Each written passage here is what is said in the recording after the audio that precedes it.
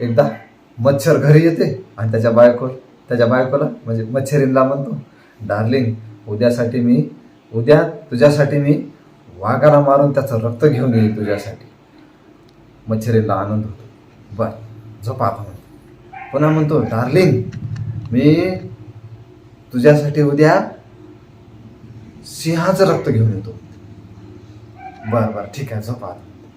तरी मच्छर गो बसणार.